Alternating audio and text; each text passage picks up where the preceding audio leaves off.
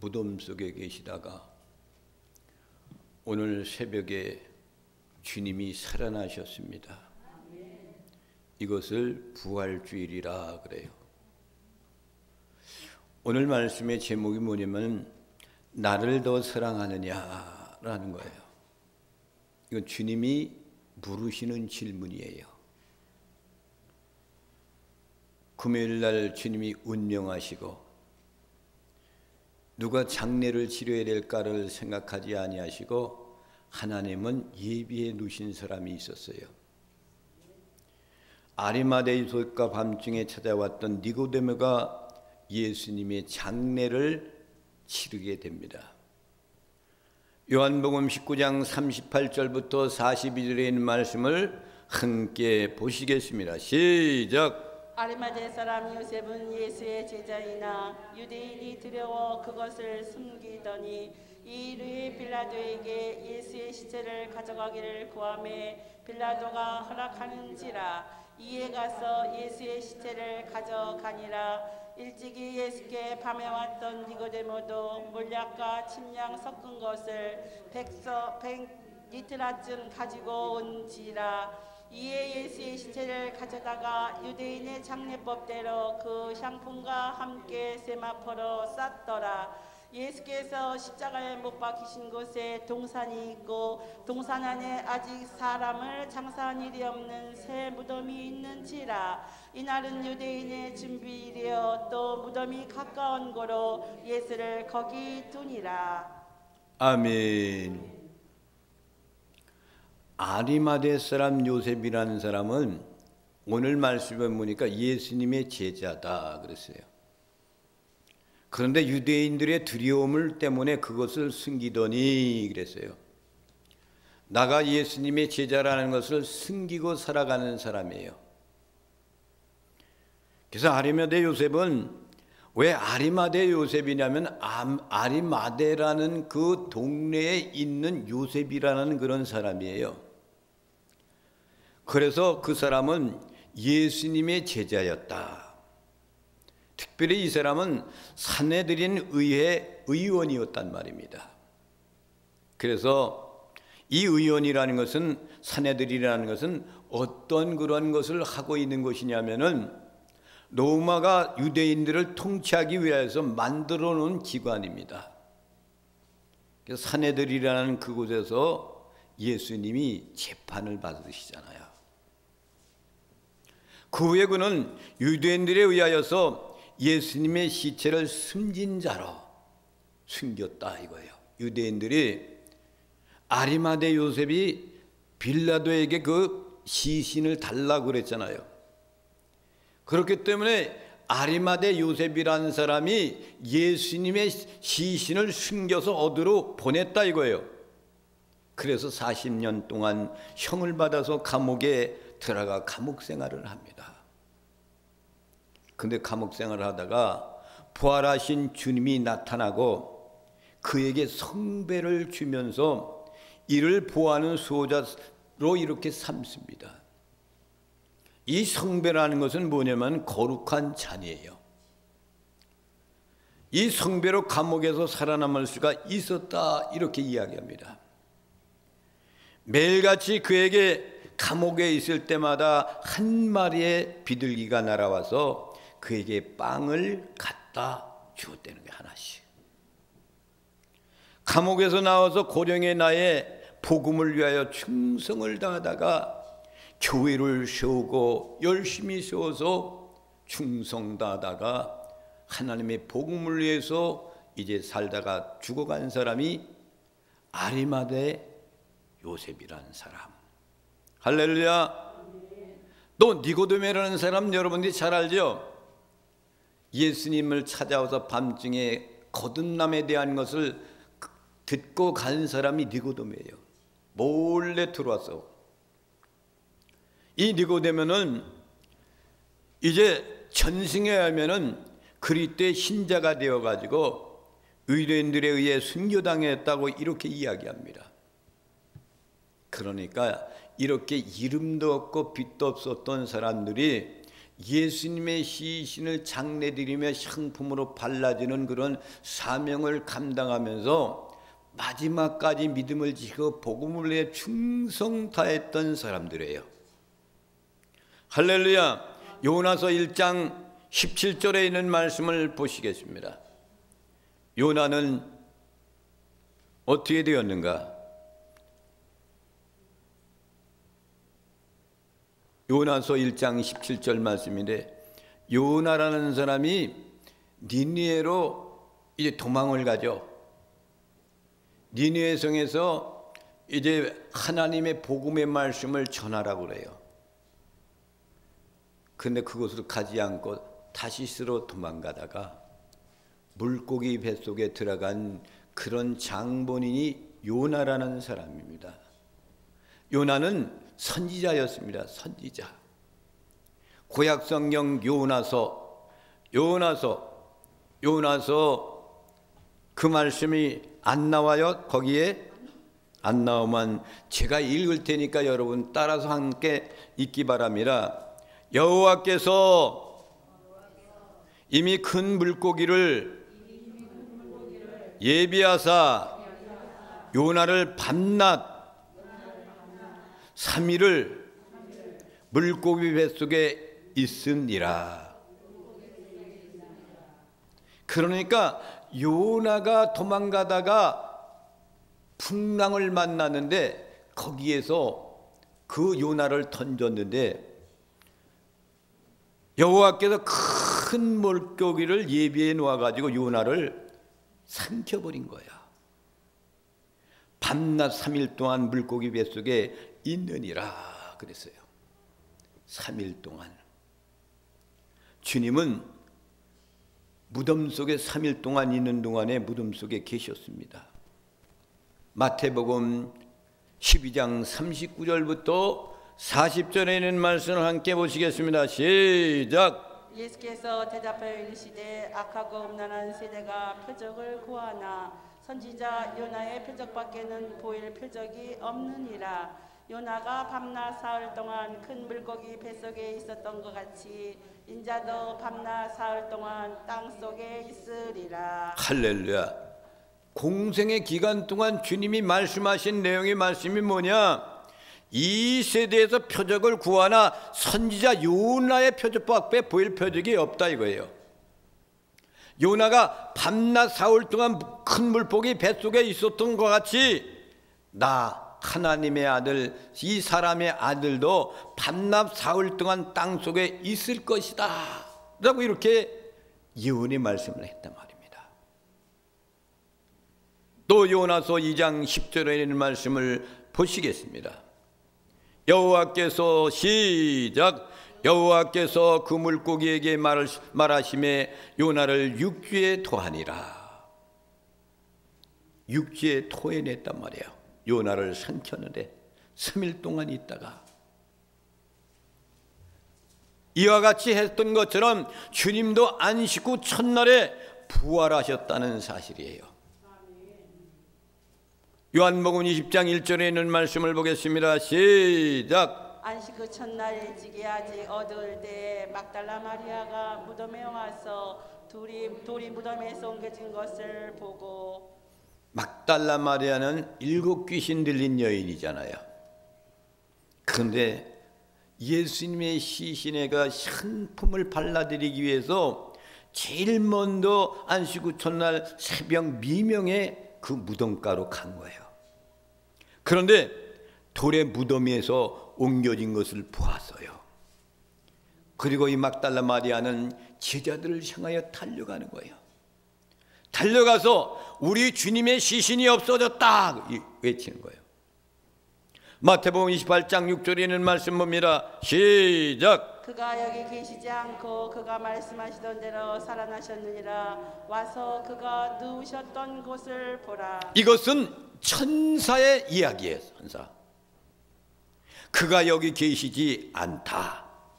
막달라 마리아가 거기서 슬피 울 때 천사가 그에게 이야기하는 거예요. 그가 말씀하신 대로, 예수님께서 말씀하신 대로 살아나셨느니라. 와서 그가 누운 곳을 한번 보아라. 이렇게 하는 거예요.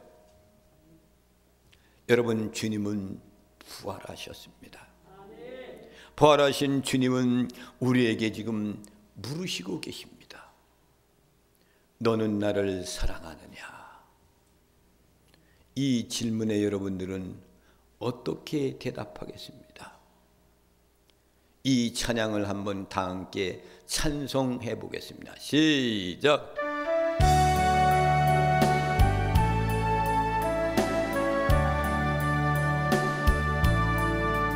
갈릴리 호숫가에서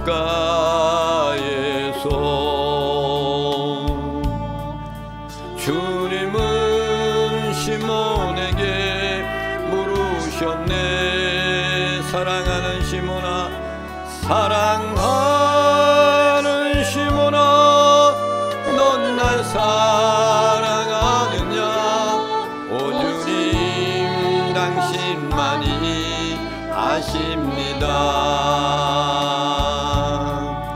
사마리아 우물가에 주님은 여인에게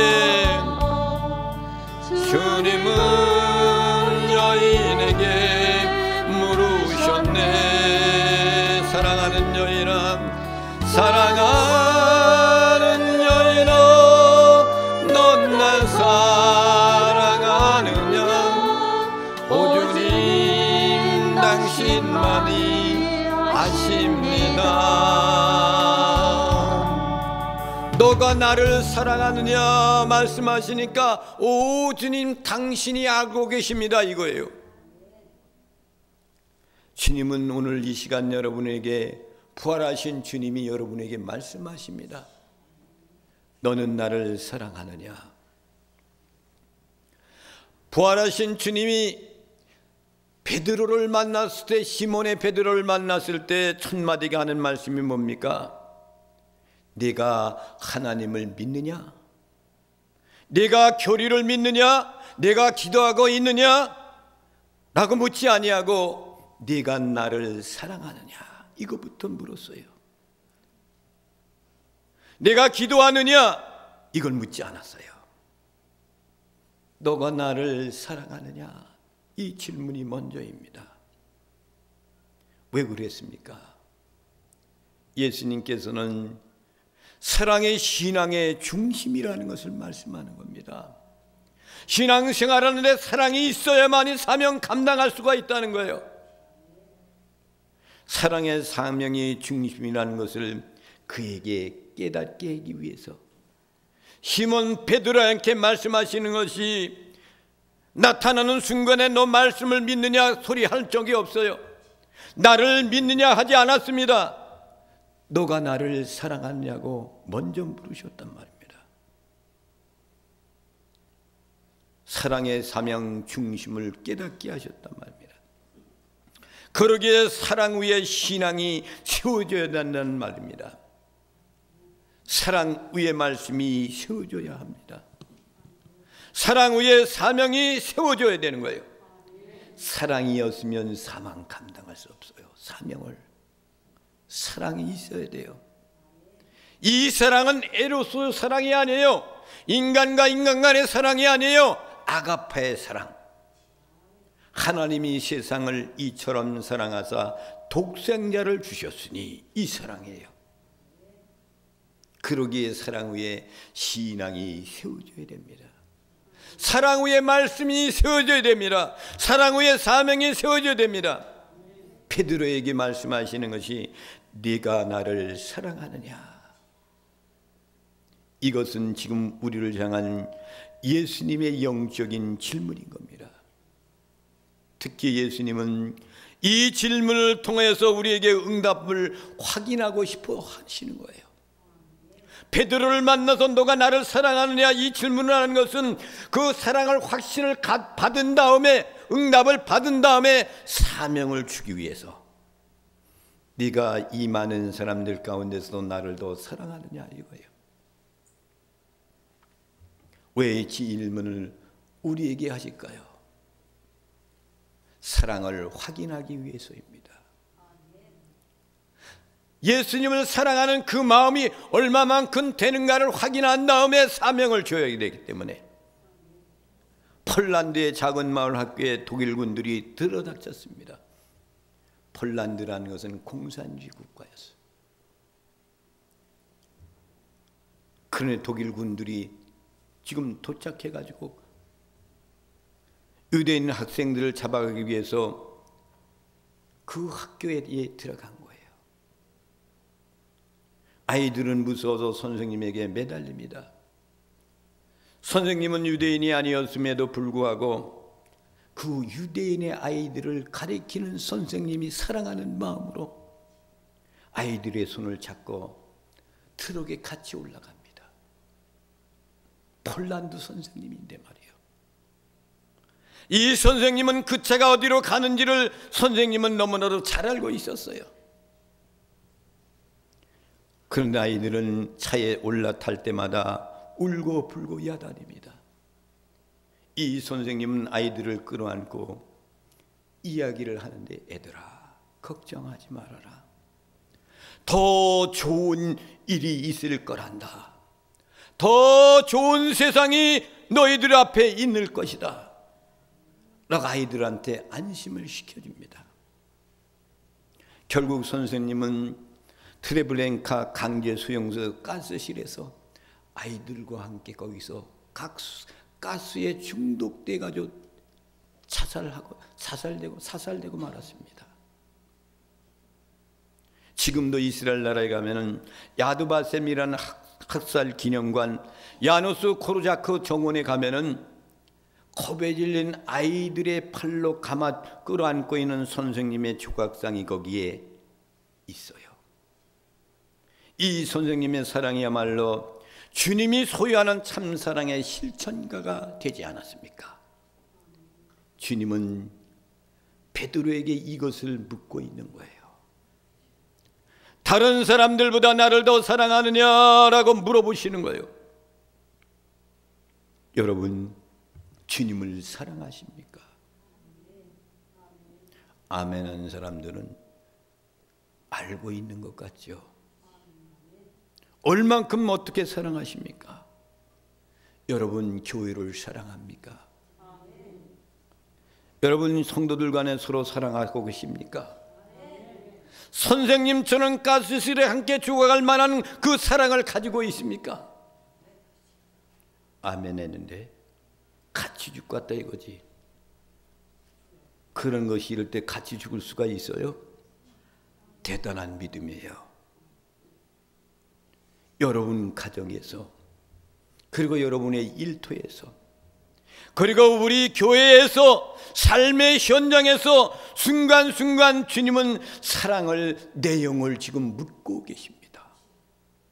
15절에 있는 말씀을 봅니다. 시작. 그들이 잡아먹은 후에 예수께서 시몬 베드로에게 이르시되, 요한의 아들 시몬아, 내가 이 사람들보다 나를 더 사랑하느냐 하시니, 이르되 주님이 그러하나이다. 내가 주님을 사랑하는 줄 주님께서 아시나이다. 이르시되 내 어린 양을 먹이라 하시고, 요한의 아들 시몬아, 여기에 있는 모든 통역자들보다도 나를 더 사랑하느냐라고 이렇게 물으십니다.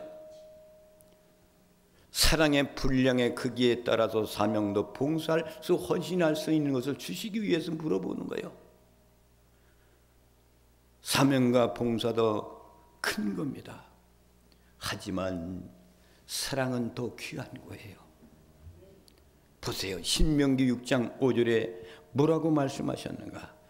시작. 너는 마음을 다하고 뜻을 다하고 힘을 다하여 네 하나님 여호와를 사랑하라. 하나님을 사랑하는 것이 어떻게 사랑해요? 마음을 다해야 돼요. 뜻을 다해야 돼요. 마음을 다하고 힘을 다해야 돼요. 주 너희 하나님을 사랑하라. 그래서 다 바치는 거예요. 다 바치는 거. 수제자 베드로는 결국은 예수님을 사랑하는 베드로였지만, 믿음이 있다 했던 베드로였지만, 아주 적극적인 베드로였지만은, 주님 앞에 또 결단했던 베드로였지만, 그는 마음이 부족한 베드로였기 때문에 그는 빗나가가 되고 말아 실패하는 사람이 됩니다. 이렇게 실패한 그 시몬 베드로를 찾아와서 예수님 앞에 섰을 때 예수님이 다시금 물어보시는 것이 너 사랑하느냐? 지금 너 나 사랑하느냐? 이렇게 묻고 있는 거예요. 베드로는 세상의 부귀영화 주의보다 예수님을 더 사랑하는 마음은 결코 없었습니다. 열정이 생김으로 모든 것을 가능케 할 수 있지만 그런 열정은 가능하다 있었지만 정말로 몸을 내놓고 주님을 사랑하는 마음은 없었던 그런 사람이 시몬 베드로였습니다. 그래서 지금 주님은 부활해서 베드로를 찾아가 묻는 거야. 너 나 사랑하냐? 정말 사랑해? 지금 옛날에 너 사랑하지 않았잖아. 지금 사랑하고 있는 거야? 이걸 묻고 있는 거야. 그 사랑이 확인이 된다면 내가 너한테 사명을 주려고 말이죠. 우리 주님은 우리를 찾아와서 이렇게 물으시며 너 나 사랑해 물으시며 사명을 주고 계신단 말입니다. 두 번째 확인은 뭡니까? 주님은 희생을 확인하고 있습니다. 얼마만큼 주님을 위해 희생할 건가 이거예요. 영국 캠브리지 대학에 C.T. 스토트라는 학생이 있었습니다. 그 학생은 무슨 선수지만 크래피라는 그런 캑이라는 선수입니다. 성적이 뛰어난 학생이었어요. 이 크리켓이라는 것은 뭐냐면 야구와 같은 거예요. 그 선수였어요. 머리가 좋고 뛰어난 성적을 갖고 있는 학생입니다. 이 학생은 출세의 길이 보장되어 있습니다.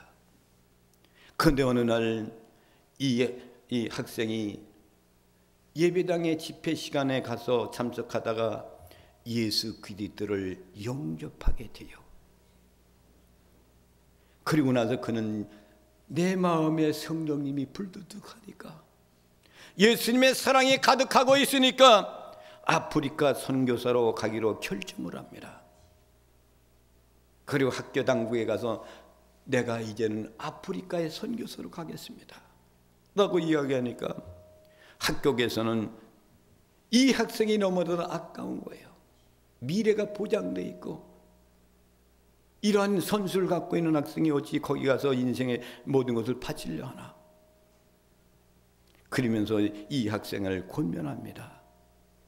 여보게, 이것은 자네에게 지나친 희생이 아닌가. 다시 한번 생각해 보게. 학생이 말을 합니다. 이 말이 얼마나 소중한지 모릅니다. 예수님이 이 땅에 오셔서 나를 구원하시기 위해 십자가에 죽으신 사랑이 사실이라면, 그 사랑이 죽으신 사랑이 사실이라면 내가 그를 위해서 바치는 이 세상은 그 어떤 것보다도 지나친 희생일 수도 없습니다 라고 말을 하고 그 길을 갔습니다. 보장되어 있는데도 말입니다. 사랑하신 성도 여러분, 희생은 말로 되지 않는 거예요. 희생은 계산으로 되는 것이 아닙니다. 나의 만족으로 위한 것도 안 되는 겁니다. 오직 주님이 기뻐하시는 희생이 있어야만이 되는 겁니다. 그러한 희생은 하나님의 사랑을 깨달은 사람들에게만이 가능한 거예요. 주님의 십자가의 사랑, 그걸 내가 구원받아도 그 사랑이 내 심령 마음 가운데 혼자 갖고 있을 수는 없어서 이것만이 가능한 거예요. 오늘도 주님은 나에게 내가 정말 나를 위하여 희생하고 있느냐고 묻고 계십니다. 그러면 여러분 뭐라고 대답하겠습니까? 내가 주님을 사랑합니다. 희생할 각오가 있습니다 라고 이렇게 말할 수 있겠습니까? 찰스 하워드 박사는 말하기를 당신은 예수님을 믿습니까? 라고 물어요. 그렇다면 당신은 구원받아서 천국으로 갈 겁니다. 그러나 이게 중요합니다. 당신이 예수 믿는 사람처럼 살지 못하였다면 당신은 그것 때문에 천국이 아니라 지옥에 가게 될 겁니다 라고 그랬습니다. 삶이 중요한 거예요. 삶이 중요하단 말이에요. 삶이. 베드로처럼 여러분 스데반같이 위대한 순교자의 죽음을 죽을 수는 없다 할지라도 우리는 매일매일 주님을 위해 살고 주님을 위해 희생을 아끼지 말고 사시기를 주님의 이름으로 부탁을 드립니다. 예전에 어떤 사람은 말이죠, 예배당을 짓기 위해서 자기 눈도 자기의 심장도 떼어내어 팔려고 애를 썼던 사람이 있습니다. 예수님께서는 몇 년 동안 모아 놓았던 것이 아낌없이 귀한 향유 옥합을 깨뜨린 여인을 보고 예수님은 기뻐하면서 축복을 해 주셨습니다. 심볼과 같이 좋은 거예요. 결혼 준비로 만들어 놓은 거예요. 요한복음 12장 1절과 3절에 있는 말씀을 보겠습니다. 시작. 6월절 엿새 전에 예수께서 베다니에 이르시되 이곳은 예수께서 죽은 자 가운데서 살리신 나사로가 있는 곳이라. 거기서 예수를 위하여 잔치할새 마르다는 일을 하고 나사로는 예수와 함께 앉은 자 중에 있더라. 마리아는 지극히 비싼 향유 곧 순전한 나드 한 그릇을 가져다가 예수의 발에 붓고 자기 머리털로 그의 발을 닦으니 향유 냄새가 집에 가득하더라. 아멘. 마리아의 신앙이에요. 베다니 마을에 죽었던 자기 오라비 나사로를 살려줬던 그 누이, 지극히 비싼 향을 순정한 나드 한 근을 가져다가 예수님 발에다 그걸 부어드리는 거예요. 그리고 자기 머리털로 그 발을 닦는 거예요. 향유 냄새가 집안에 가득하더라 그랬습니다. 하나님의 사랑이 땅에 떨어져 죽지 않으면 하늘 그대로 있고 죽으면 많은 열매를 맺는다고 주님이 말씀했고 자연적인 법칙인 겁니다. 벌하신 주님을 만나기까지 베드로는 예수님을 사랑했지만 희생해야 한다는 것은 생각지도 않았던 사람이 베드로예요. 그는 내가 예수님께 무엇을 얻을까? 제자들 가운데 내가 가장 우두머리잖아. 무엇을 받아야 될 것인가만 생각합니다. 내가 예수님을 위해 무엇을 버릴까, 무엇을 바칠까, 그 희생은 하나도 없었던 베드로였습니다. 혹시나 여러분도 이런 모습으로 살아가다가 주님이 여러분에게 물으실 때가 있어요. 그때는 여러분의 심령이 변했을 때인 겁니다.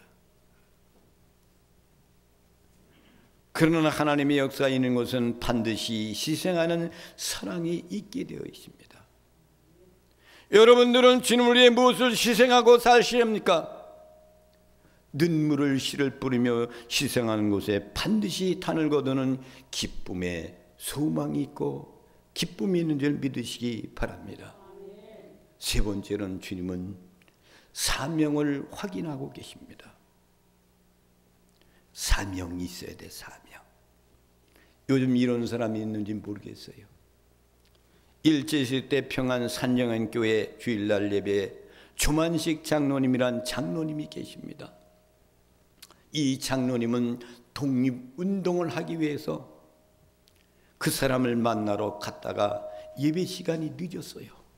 주일날 주기철 목사님을 설교하는 시간에 예배당에 늦게 들어가게 됐습니다. 장로님이. 그러니까 설교했던 주기철 목사님 늦게 들어온 조장로님한테 이렇게 말합니다. 장로님, 오늘은 의자에 앉지 말고 서서 예배를 드리십시오. 의자에 앉지 말고 서서 예배 드리라는 거예요. 연배도 주만식 장로가 훨씬 많습니다. 또 평양신학교 산정행교회로 주기철 목사님을 청봉해 온 사람이 바로 조만식 장로님입니다. 더욱이 유명한 것은 조만식 장로님이 오산학교 때 주기철 목사님 스승이었어요. 그럼에도 불구하고 조 장로님은 주기철 목사님의 명령에 그대로 순종했습니다. 설교를 마치고 주기철 목사는 조 장로님한테 기도를 하십시오 라고 하니까 초장로님이 이렇게 기도를 했답니다. 하나님 아버지, 이 죄인을 용서하여 주옵소서. 애국하는 운동하다가 사람을 만나다가 하나님만 나는 시간, 예배 시간에 늦었어요. 목사님이 얼마나 마음이 아프면 설교하시다 말고 이토록 책망하셨겠습니까? 하나님의 종을 마음 아프게 한 죄를 사하여 주옵소서. 또한 설교를 듣고 성도들의 은혜 받는 것을 방해한 죄를 용서하여 주옵소서. 다시는 주일에 아무리 중대한 일이 있더라도 하나님을 사랑하며 섬기는 사명 외에 다른 일은 결코 하지 않겠습니다 하며 기도하자 온 교회 성도들이 함께 울었다는 거예요. 왜 그랬을까요? 조망식 장로님이 사명을 회복하시면서 눈물로 참회 기도를 드렸기 때문에 성도들이 함께 울어준 거예요. 시몬 베드로는 예수님에 대한 충성심을 다른 제자들보다 남다르게 표현한 사람입니다.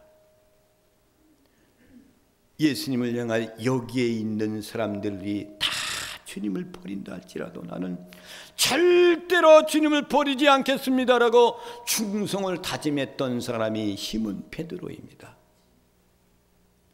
이런 베드로에게 주님은 요한복음 21장 15절에 있는 말씀 봅니다. 시작. 그들이 잡아먹은 후에 예수께서 시몬 베드로에게 이르시되 요한의 아들 시몬아 내가 이 사람들보다 나를 더 사랑하느냐 하시니 이르되 주님 그러하나이다. 내가 주님을 사랑하는 줄 주님께서 아시나이다. 이르시되 내 어린 양을 먹이라 하시고. 베드로는 이 사람들보다 예수님이 나를 더 사랑하느냐고 물으십니다. 여기에서 주님은 물으시는 것은 뭐예요? 부모님보다도, 형제들보다도, 자녀보다도, 친구보다도, 재물보다도, 명예와 권세보다도 나를 더 사랑하느냐, 이 얘기예요. 여러분, 이렇게 할 수 있습니까? 부모님보다도 주님 사랑하고 계십니까? 부모님 안 계신데 뭘 사랑해 지금? 형제보다도 더 사랑할 수 있습니까? 아니 멀리 떠나서 살고 있는 형제 뭘 사랑해? 자녀보다 더 사랑해요? 나이가 많아도 잘 살고 있는데 뭐 그 애들 뭐 더 사랑해?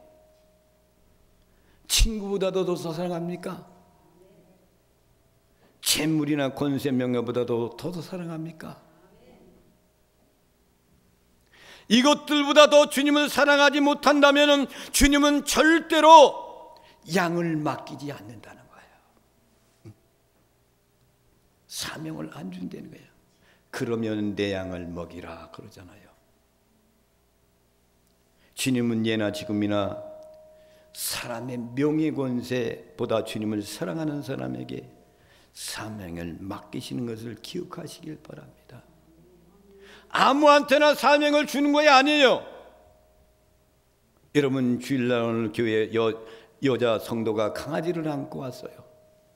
예쁜 강아지를 안고 왔습니다. 그래서 안내위원들이 강아지를 안고 예배경에 들어가서 예배를 드릴 수가 없어요. 절대로 못 들어갑니다. 그러니까 그녀는 강아지를 잘 돌봐달라고 신신당부를 하면서 예배당으로 들어갔습니다. 그런데 잠시 후에 다시 돌아왔습니다. 나는 도저히 강아지 때문에 불안해서 도저히 예배를 드릴 수가 없습니다. 라고 강아지를 안고 집으로 가버렸어요. 여러분, 키우는 강아지보다 더 주님을 사랑하십니까? 안 키우는 사람은 몰라. 키워본 사람만 아는 거야. 요즘 짐승들이 얼마나 똑똑한 일 아세요? 자기 주인이 말이야 죽을 것 같으면 말이야 사정없이 살리고 하는 짐들이 있어요. 지금은 이렇게 주인을 알아보고 있단 말이에요. 그러면 여러분의 주인은 누구예요? 우리 주님이 주인 아니십니까? 주님이 죽어가는데 여러분 살려야 될 거 아니에요? 개들은 살려요. 어떻게 해서든지 살리는 것을 볼 수가 있어. 유튜브에 보면. 베드로는 내가 주님을 사랑하였습니다 라고 과거형으로 대답하지 않았어요. 내가 지금 주를 사랑하고 있다고 현재형으로 지금 대답하고 있는 겁니다. 내가 과거에는 주님을 부인했던 사람이에요. 그러나 이제는 세상에 무엇보다 주님을 더 귀히 여기며 사랑한다고 고백하는 거예요. 내가 주님을 사랑하는 걸 주님 알고 계시지 않습니까? 우리에게 부족한 것이 많아도 모든 것이 다 용납될 수는 있는 마스터키는 바로 하나님의 사랑입니다. 이 사랑만 있으면 모든 문제는 해결됩니다. 그래서 주님은 지금 우리에게 네가 나를 사랑하느냐라고 물으십니다. 주님을 얼마나 사랑하는지, 얼마나 섬길 수 있는지, 얼마나 희생할 수 있는지를 주님은 확인하고 있는 거예요. 그리고 사명을 맡길 만큼 나를 사랑하느냐고 물으시며 우리의 믿음을 확인합니다. 사랑하신 성도 여러분, 이 시간 네가 나를 더 사랑하느냐 주님의 물음 앞에 주님, 제가 주님을 무엇보다도 더 사랑합니다 라고 고백을 드리는 믿음의 성도들이 되시기를 주님의 이름으로 축원을 드립니다. 다 함께 이 찬양을 부르면서 하나님께 예물을 드리시겠습니다.